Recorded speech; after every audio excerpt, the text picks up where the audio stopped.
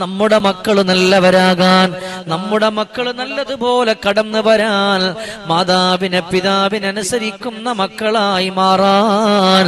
അതുമാത്രവുമല്ല, നമ്മുടെ മക്കളുടെ ജീവിതത്തിൽ അള്ളാഹു അറിഞ്ഞ് പ്രതിഫലം കൊടുക്കാൻ ഞാൻ ഒരു ദുആ നിങ്ങൾക്ക് പഠിപ്പിച്ചു തരാം.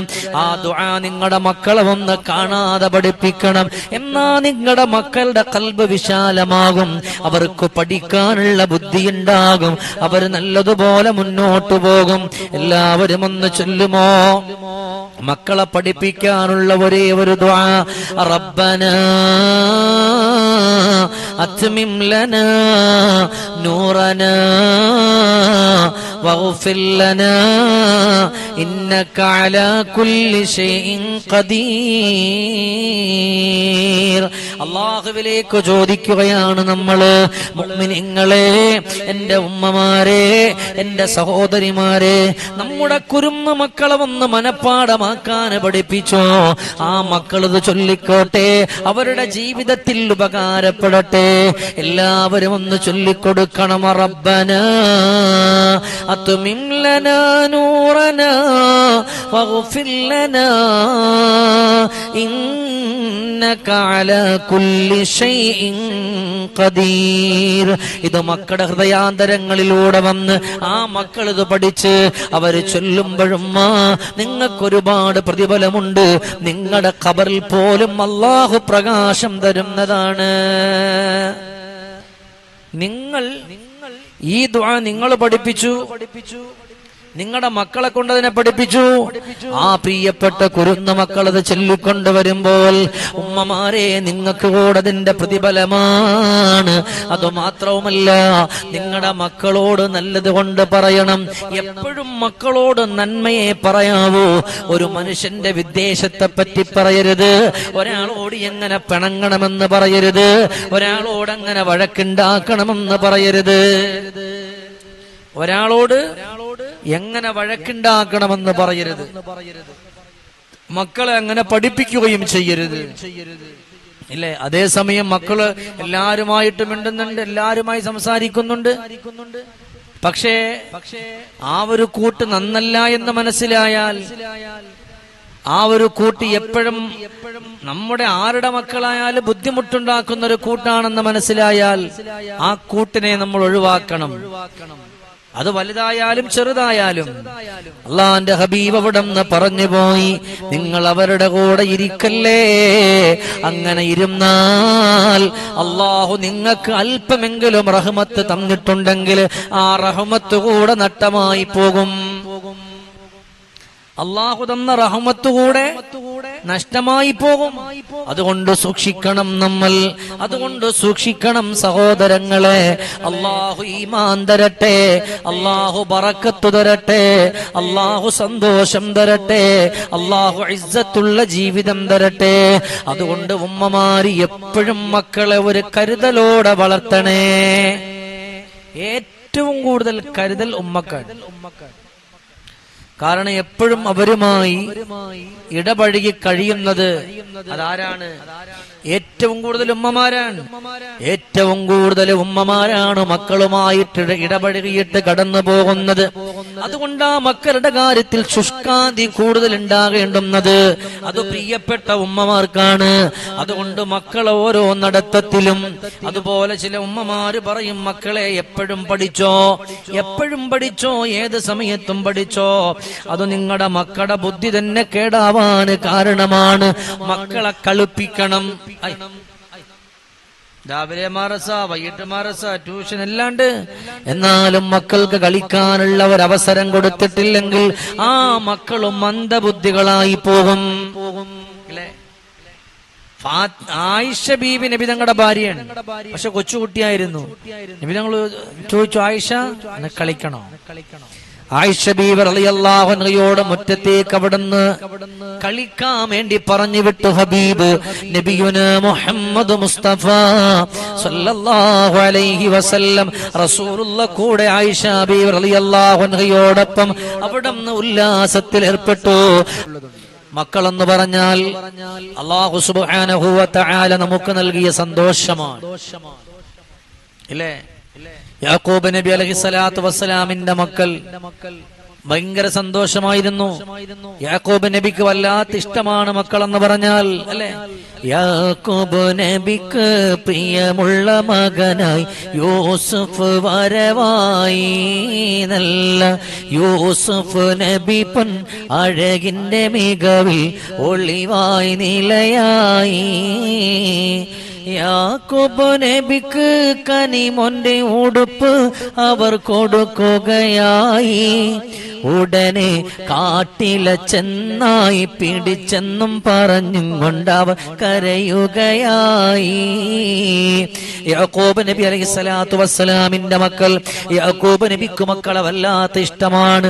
ഓരോ പ്രവാചകന്മാരുടെ കഥകൾ പറയുമ്പോ ആ പ്രവാചകന്മാർക്കെല്ലാം അവരുടെ മക്കളോട് വല്ലാത്ത സ്നേഹമാണ്. എന്നാൽ അതിന്റെ ഏറ്റവും ഉദാത്തമായ മാതൃക ഖൈറുൽ വറാ മുഹമ്മദുർ റസൂലുള്ളാഹ്, ഹബീബിന്റെ പ്രിയപ്പെട്ട മുത്തുമോൾ ഫാത്തിമ ബീവി. ഫാത്തിമ ബീവി റളിയല്ലാഹു അൻഹ, ആ ഫാത്തിമ ബീവി റളിയല്ലാഹു അൻഹയോട് ഇഷ്ടമായിരുന്നെന്നറിയോ നബി തങ്ങൾക്ക്? എത്ര സ്നേഹമാണെന്നറിയുമോ? മുത്തു നബിയിൻ മോളാണ്, ധീരനലിയിൻ സൗജാണ്, ഹസൻ ഹുസൈനിൻ ഉമ്മ ഫാത്തിമ. ഫാത്തിമ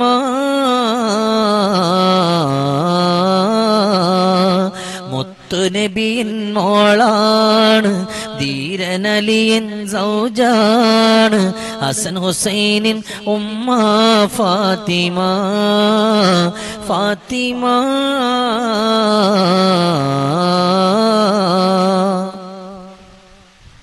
ഫാത്തിമ ബീവി റളിയല്ലാഹു അൻഹ വല്ലാത്ത അനുരാഗമാണ് ഹബീബിന്. അതുകൊണ്ട് അള്ളാന്റെ റസൂൽ എപ്പോഴും ഫാത്തിമ ബീവിക്ക് ഉപദേശങ്ങൾ കൊടുക്കും.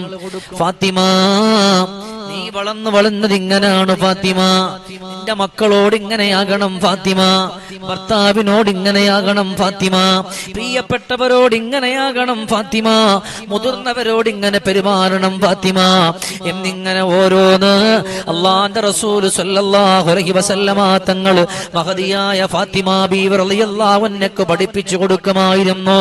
വിവാഹത്തിന് പോലും വിവാഹത്തിന് പറഞ്ഞു വിടുമ്പോ ഒരാളുമില്ലല്ലോ ഹബീബിന്റെ അരികത്ത്.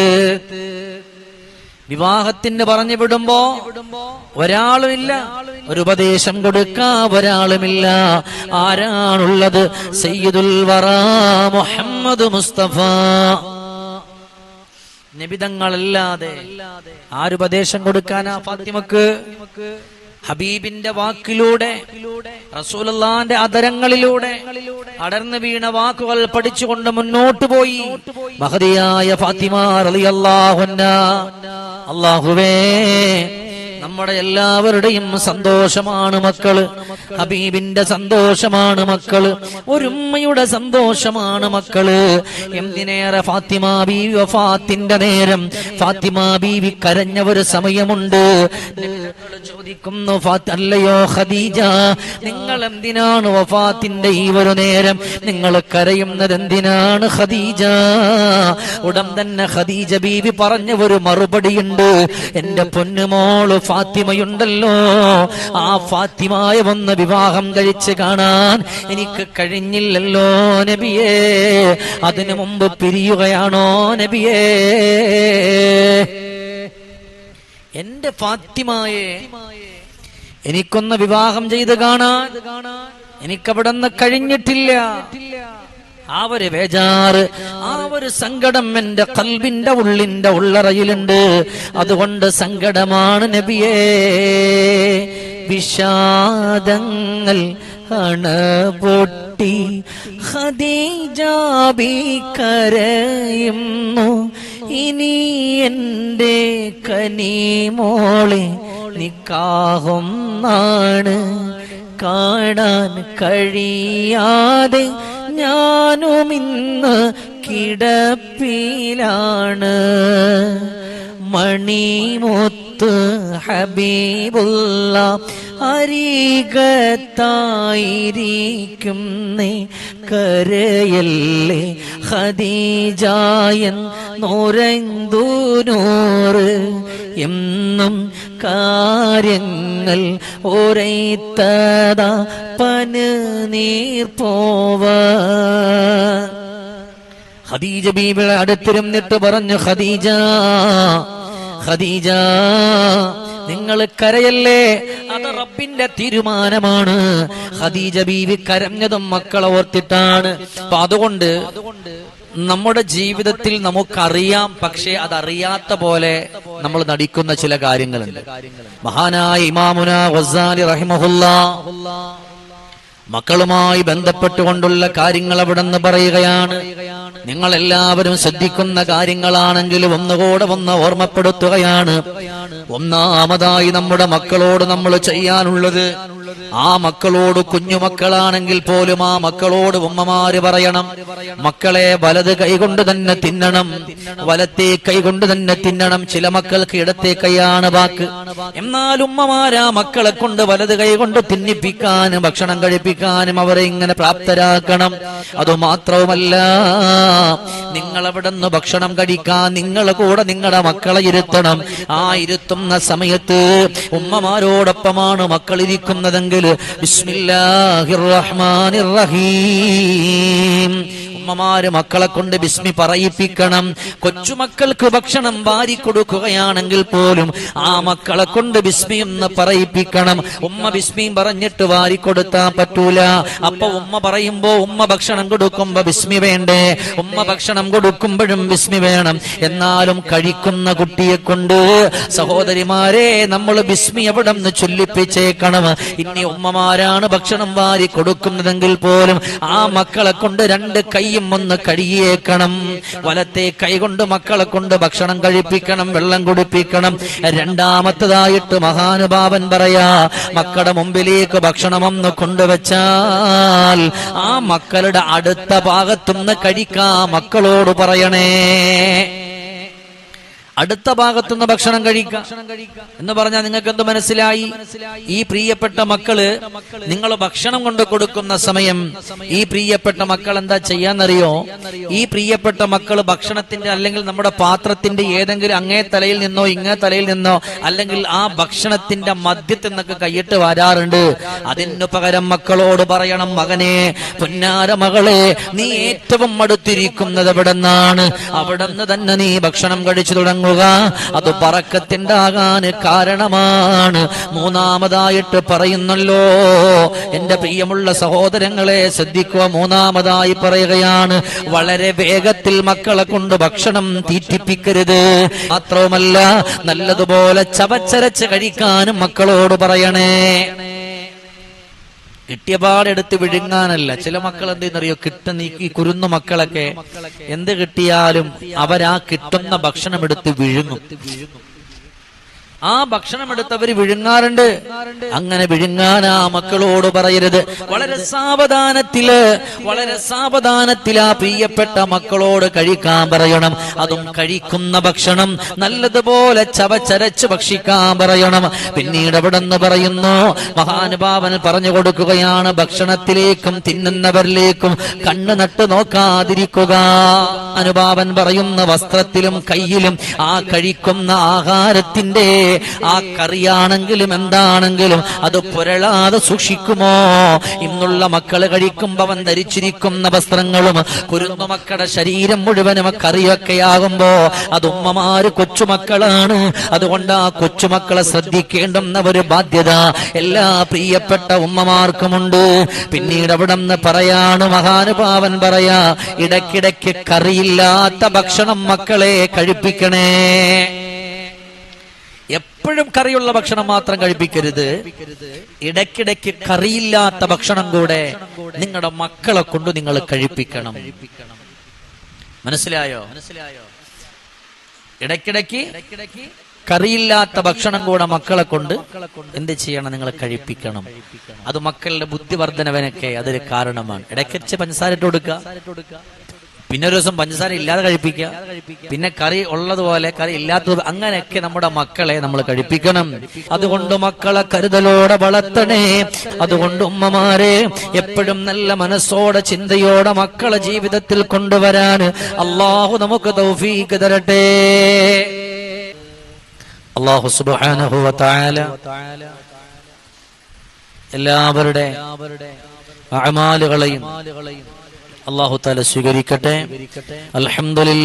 അൽഹംദുലില്ലാഹി റബ്ബിൽ ആലമീൻ. അല്ലാഹുമ്മ സ്വല്ലി വസല്ലിം അലാ റസൂലിക സയ്യിദിനാ വഹബീബിനാ വമൗലാനാ മുഹമ്മദ്. അല്ലാഹുമ്മ യസ്സിർ അസീറനാ വസഗ്ഹിൽ ഉമൂറനാ വഖ്ളി ഹവായിജനാ.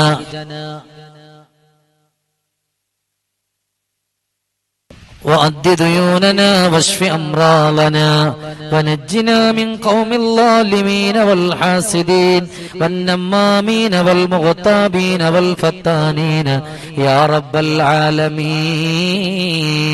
അല്ലാഹുവേ, ഞങ്ങളെ നീ സ്വീകരിക്കണേ അല്ലാ, ഞങ്ങളെ കബൂലാക്കണേ അല്ലാ. ഈ മജ്‌ലിസിൽ ഒരുമിച്ചുകൂടി മുഴുവൻ സഹോദരങ്ങളെയും നീ സ്വീകരിക്കണേ അല്ലാ. അവരുടെ വേദനകളെയെല്ലാം നീ മാറ്റണേ അല്ലാ. അല്ലാഹുവേ, സങ്കടപ്പെടുന്നവരുണ്ട്, വേദനപ്പെടുന്നവരുണ്ട്, പ്രയാസപ്പെടുന്നവരുണ്ട്. അല്ലാ, എല്ലാവരുടെ മനസ്സിന്റെ സങ്കടങ്ങളും അറിയുന്ന റബ്ബേ, എല്ലാവരുടെ മനസ്സിന്റെ ആഗ്രഹങ്ങളെയും നീ സഫലമാക്കി കൊടുക്കണേ അല്ലാ. വേജാറിലാക്കല്ലേ അല്ലാ, സങ്കടത്തിലാക്കല്ലേ അല്ലാ. ഹബീബായ നബി മുഹമ്മദ് മുസ്തഫ സല്ലല്ലാഹു അലൈഹി വസല്ലമ തങ്ങളെ അല്ലാഹുവേ നല്ലതുപോലെ കാണാനും ആ ഹബീബിനെ ഇഷ്ടപ്പെട്ട് ജീവിതം മുന്നോട്ട് പോകാനും സാധുക്കളായ പാപികളായ ഞങ്ങൾക്കെല്ലാം നീ തൗഫീഖ് നൽകണേ അല്ലാ. നിന്റെ ഹബീബിന്റെ അരികത്ത് പോയി അസ്സലാത്തു വസ്സലാമു അലൈക യാ റസൂലല്ലാഹ് എന്ന് പറയാനും തൗഫീഖ് തരണേ അല്ലാ. അല്ലാഹുവേ, ഞങ്ങളെ തട്ടല്ലേ റബ്ബേ, ഞങ്ങളെ ഖായിബാക്കല്ല റബ്ബേ, ഞങ്ങളെ മോശമാക്കല്ലേ അല്ലാ. അല്ലാഹുവേ, നിന്റെ പരിശുദ്ധമായ സ്വർഗം ലഭിക്കുന്നവരിൽ ഞങ്ങളെ ഉൾപ്പെടുത്തണേ അല്ലാ. നിന്റെ നരകത്തിന്റെ പടുകുഴിയിലേക്ക് വീഴുന്നവരെ തൊട്ട് ഞങ്ങളെ കാക്കണേ അല്ലാ. അല്ലാഹുവേ, ഉമ്മഹാത്തിൽ മുഅ്മിനീങ്ങളുടെ പൊരുത്തം ലഭിക്കുന്നവരിൽ ഞങ്ങളെ ഉൾപ്പെടുത്തണേ അല്ലാ.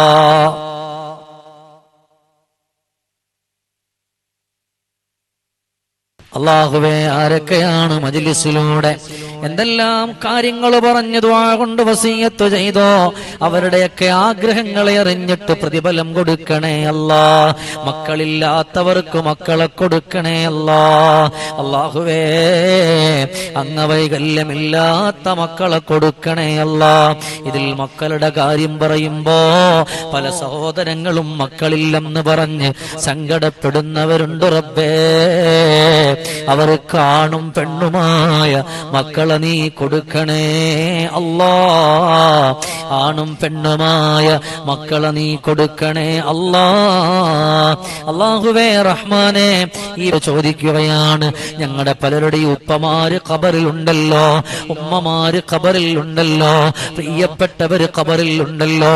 അല്ലാ പടച്ചോനെ, അവരുടെയൊക്കെ ഖബറിടങ്ങളെ നീ സ്വർഗത്തിന്റെ വീടാക്കണേ അല്ലാ.